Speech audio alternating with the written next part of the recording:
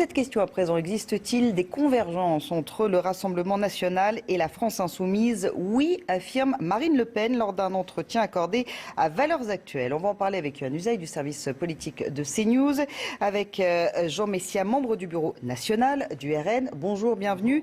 Et avec Paul Vannier, orateur national de la France insoumise. Bonjour. Bienvenue sur ce plateau à tous les trois. Alors, Marine Le Pen affirme que le mouvement des Gilets jaunes aurait rapproché les deux partis. Quels seraient justement ces points de convergence? Écoutez, elle n'a pas dit exactement ça. Elle a dit qu'il y avait des points de convergence. Elle a eu l'occasion. Alors justement, ces points de convergence, elle a eu l'occasion de faire une explication de texte.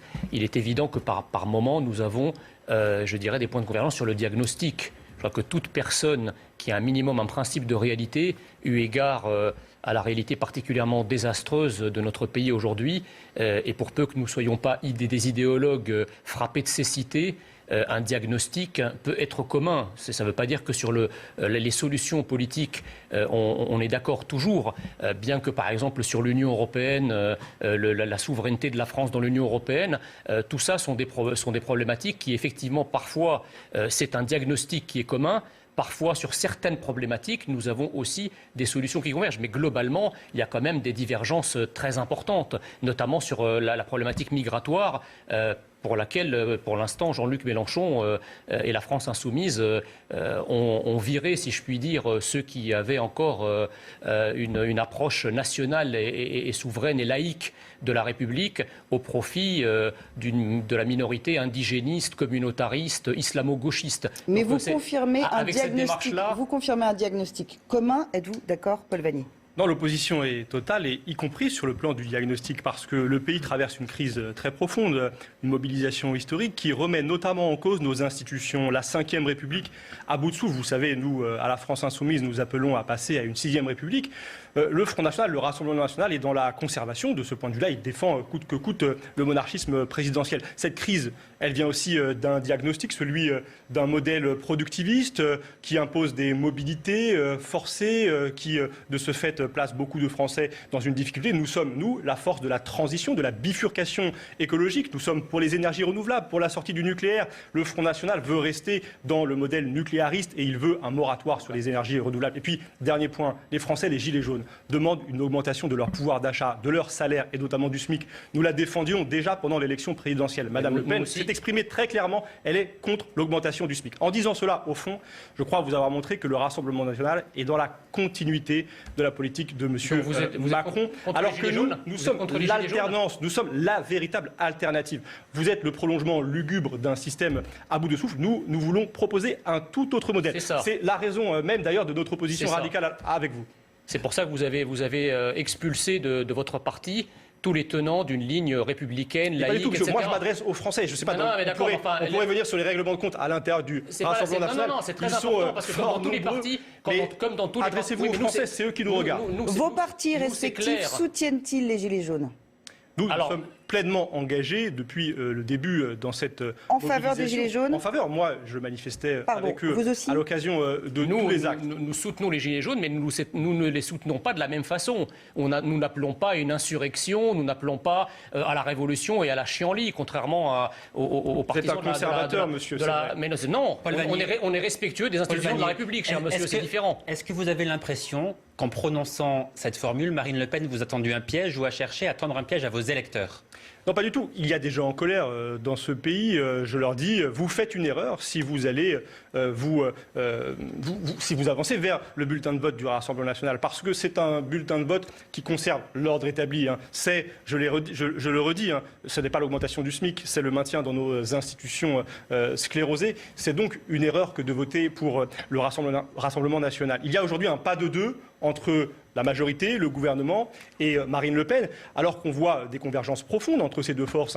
Prenons la loi Asile-Immigration qui a été votée il y a quelque temps. Les députés du Rassemblement national ont voté plusieurs de ces amendements. Regardez comment M. Macron veut faire advenir ce thème de l'immigration qui est totalement absent de la rue, de cette mobilisation des Gilets jaunes, dans ce fameux débat public pour s'installer face au Rassemblement national. Et puis, je voudrais dire une dernière chose.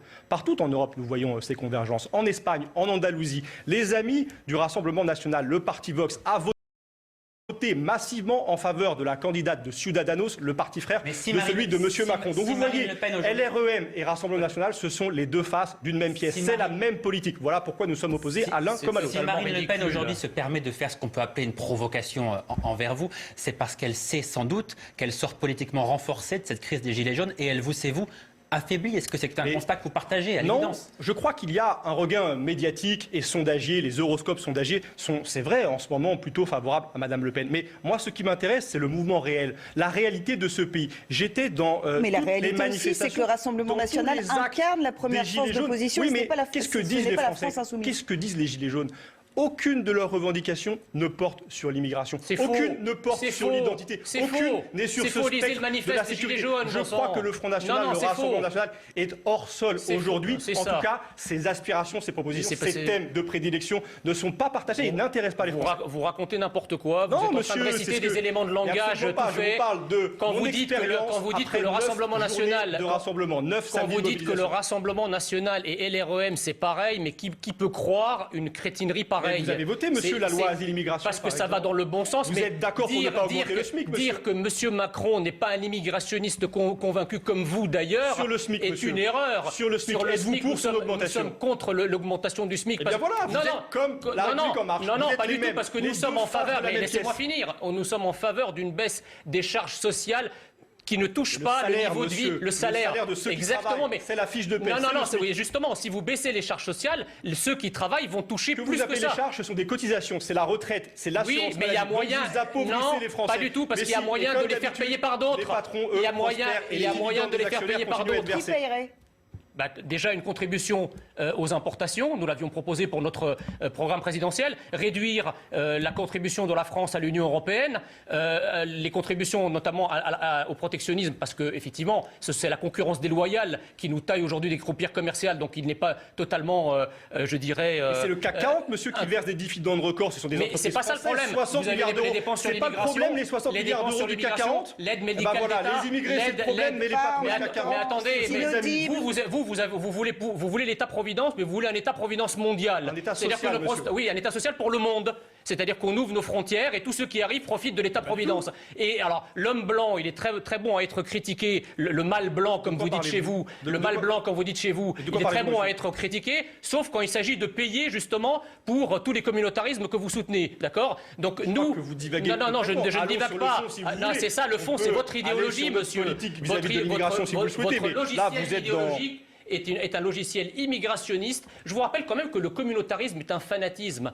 Quand je pense que la notion de citoyenneté, la notion même de nation est une notion de gauche et qu'aujourd'hui ces deux notions vous les foulez aux pieds, vous devriez avoir honte. Ce qui est intéressant, c'est que les mots que M. Messia vient d'employer ne sont jamais prononcés par les Gilets jaunes. Cela renvoie à l'analyse précédente. Votre discours est en décalage complet avec les mobilisations réelles et avec les aspirations des Français. Oui, ils appellent à une augmentation des salaires. Vous avez bien expliqué que vous étiez contre. Ils ne parlent pas de l'immigration. Ils appellent au RIC, à une refonte de nos institutions. Vous êtes favorable à la 5e République. Répondez à ma question. Est-ce qu'ils ne parlent pas de l'immigration? Oui ou non? Ils n'en parlent pas. Ils en de parlent façon dans le manifeste, totalement marginale. vous l'avez pas lu. Totalement marginale. Oui, c'est parce que vous le lisez avec votre logiciel idéologique, justement. Mais ils en parlent, cher monsieur. Et dans la rue, les gilets jaunes qu'on rencontre, ils en parlent également. Pas y aller bien souvent, la problématique identitaire et migratoire est une problématique qui est aujourd'hui prioritaire dans les préoccupations des Français. Ne pas voir ça, c'est faire de l'aveuglement. Jean Messia, Paul Vannier, merci à tous les deux d'avoir été nos invités.